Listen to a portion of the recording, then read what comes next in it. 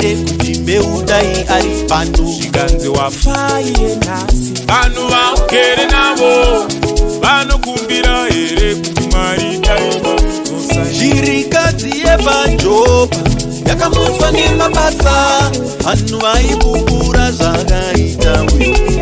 Chirikadzi yepaJopa yakamutswa nemabasa vanhu vaipupura zvakaita Mbeu.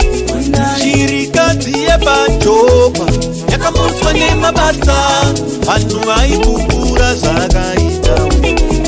Chirikadzi yepaJopa yakamutswa nemabasa vanhu vaipupura zvakaita Mbeu.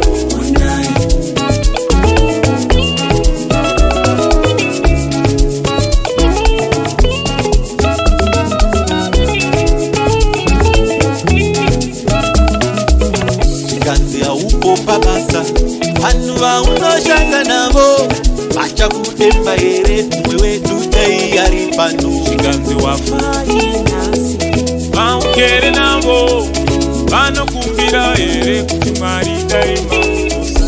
Ukabatwa neurwere vana vawakabara vanonamata here kuti dai waporeswawo.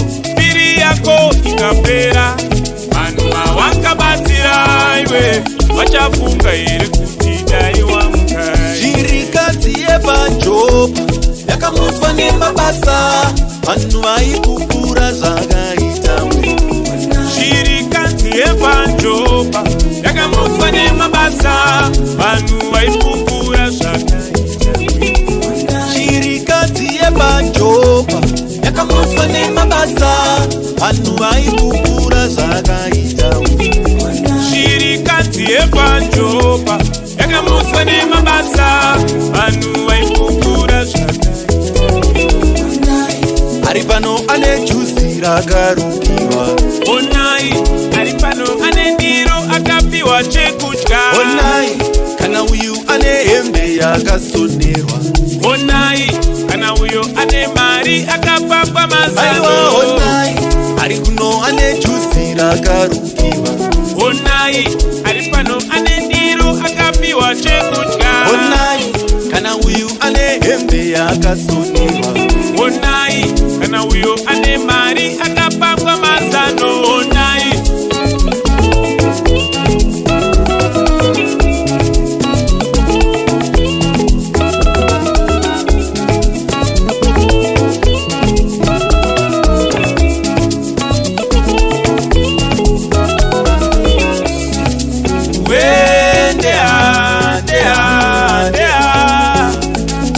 itira mumwe wako zvaunoda kuitirwa paupenyu hwako.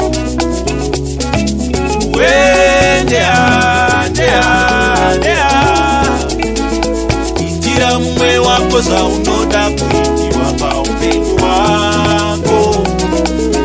Mbiri yako ikapera vanhu vawakabatsira iwe vachafunga here kuti daiwa mukai. haupo pabasa vanhu vaunoshanda navo vachakudemba here kuti Agga uri pano. Chirikadzi yepaJopa yakamutswa nemabasa vanhu vaipupura zvakaita Mbeu. Chirikadzi yepaJopa yakamutswa nemabasa vanhu vaipupura zvakaita Mbeu. Chirikadzi yepaJopa yakamutswa nemabasa vanhu vaipupura zvakaita Mbeu. Chirikadzi yepaJopa yakamutswa nemabasa vanhu vaipupura zvakaita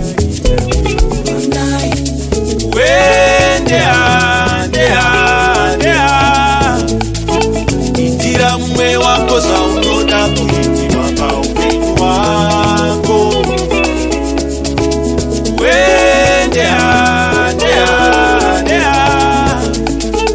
Itira mumwe wako zvaunoda kuitirwa paupenyu hwako.